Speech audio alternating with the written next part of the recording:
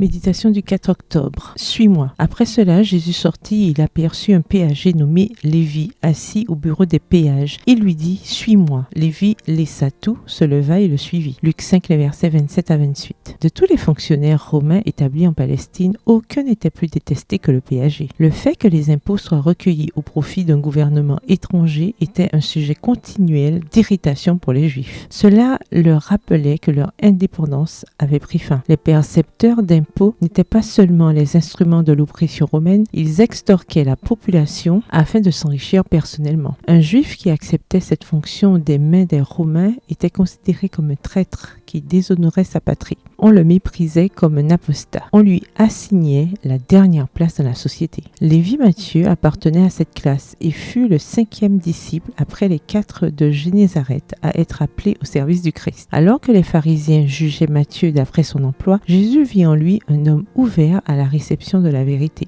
Matthieu avait écouté l'enseignement du Sauveur. Convaincu de son état de péché par l'action de l'Esprit Saint, il désirait être secouru par le Christ. Mais habitué à l'esprit d'exclusivité des rabbins, il ne pensait pas un instant que le grand maître puisse le remarquer. Assis un jour à son banc, le péager vit Jésus s'approcher. Grand fut son étonnement de s'entendre dire « Suis-moi ». Matthieu se leva et le suivit. Il n'hésita pas un instant, même à la pensée qu'il échangeait une situation lucrative contre la pauvreté et la peine. Il lui suffisait d'être avec Jésus, d'entendre ses paroles et de l'accompagner dans son œuvre. Matthieu dans sa richesse et Pierre et André dans leur pauvreté furent soumis à la même épreuve et répondirent par la même consécration. Au moment où tout allait bien, quand les filets étaient remplis de poissons et l'appel du passé était le plus fort, Jésus demanda aux disciples qui se trouvaient au bord de la mer de tout quitter pour se vouer à l'œuvre de l'Évangile. Chaque âme est mise à l'épreuve de la même manière et doit montrer s'il préfère la communion avec le Christ au bien temporel. Extrait du livre Jésus-Christ au chapitre 28, aux pages 231 à 232. Bonne soirée, que l'Éternel vous bénisse.